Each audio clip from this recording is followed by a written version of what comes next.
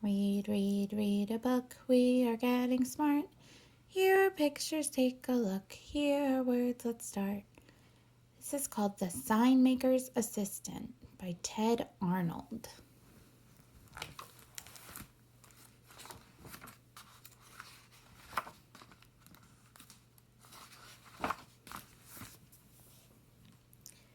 Everyone in town agreed. The old signmaker did the finest work for miles around.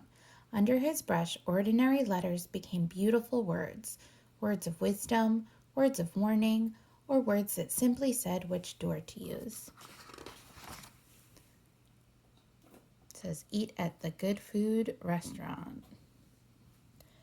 When he painted stop, people stopped because the sign looked so important. When he painted please keep off the grass, they kept off because the sign was polite and sensible. When he painted good food, they just naturally became hungry. People thanked the sign maker and paid him well. But the kind old man never failed to say, I couldn't have done it without Norman's help. Who do you think Norman is?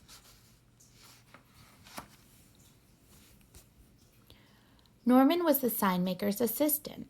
Each day after school, he cut wood, mixed colors, and painted simple signs. Soon I will have a shop of my own, said Norman. Perhaps, answered the sign maker, but not before you clean these brushes. One day, after his work was done, Norman stood at a window over the sign shop and watched people. They stopped at the stop sign. They entered at the enter sign. They ate under the good food sign. They do whatever the sign says, said Norman to himself. I wonder. He crept into the shop while the sign maker napped. With brush and board, he painted a sign of his own. Wonder what kind of sign he's going to make.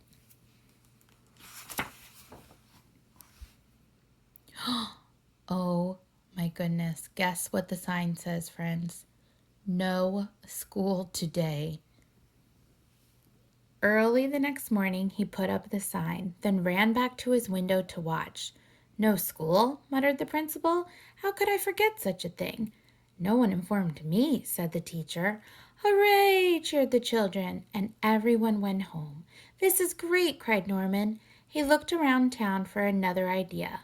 Oh, he said at last, there is something I have always wanted to do.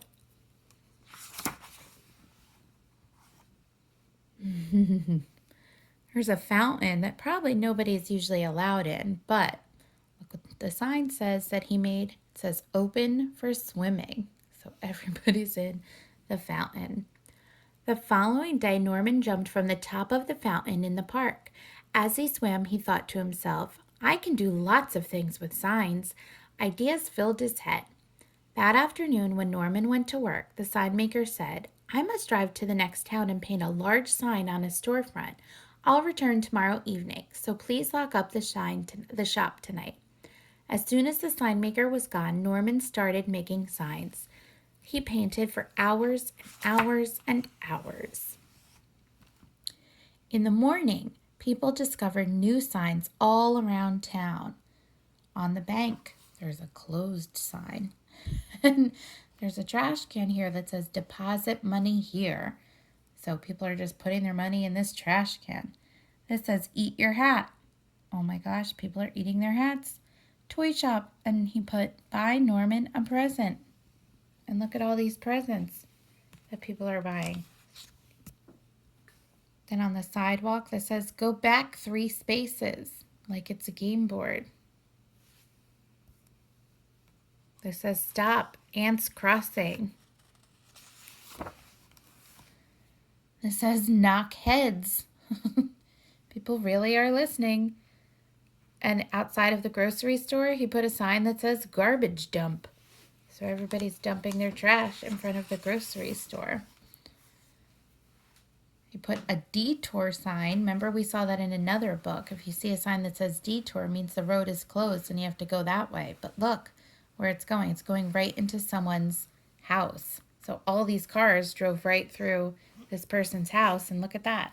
They pushed this lady out of her house. This kid's crawling out of the window. Norman watched it all and laughed until tears came to his eyes. But soon he saw people becoming angry. The sign maker is playing tricks, they shouted. He has made fools of all of us. The teacher tore down the no school today sign. Suddenly, people were tearing down all the signs, not just the new ones, but every sign the sign maker had ever painted.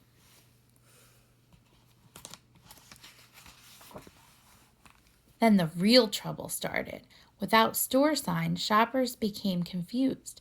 Without stop signs, drivers didn't know when to stop. Without street signs, firemen became lost.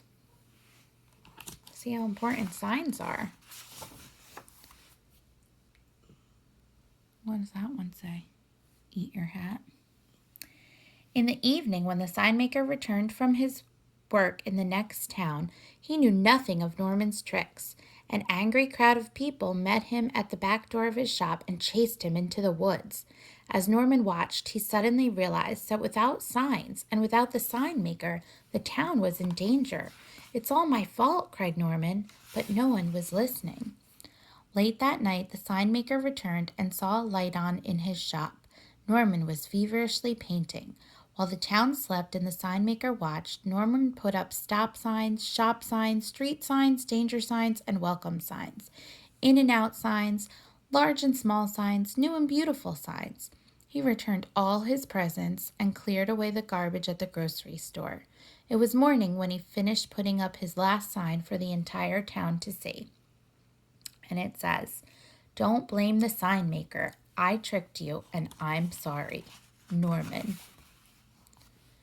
Then Norman packed his things and locked up the shop. But as he turned to go, he discovered the sign maker and all the townspeople gathered at the door. "I know you're angry with me for what I did," said Norman with downcast eyes, "so I'm leaving."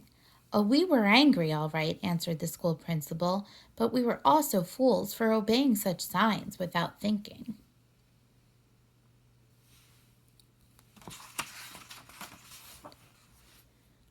"You told us you are sorry," said the sign maker, "and you fixed your mistakes. So stay and work hard. One day this shop may be yours." "Perhaps," answered Norman, hugging the old man, "but not before I finish cleaning those brushes." The end. So you can see how important signs are and what trouble you can get in when you play tricks on people. So if you could make a sign and hang it somewhere, what would yours say? And where would you put it? Talk about that with the person you're with right now. All right, I'll talk to you later, friends.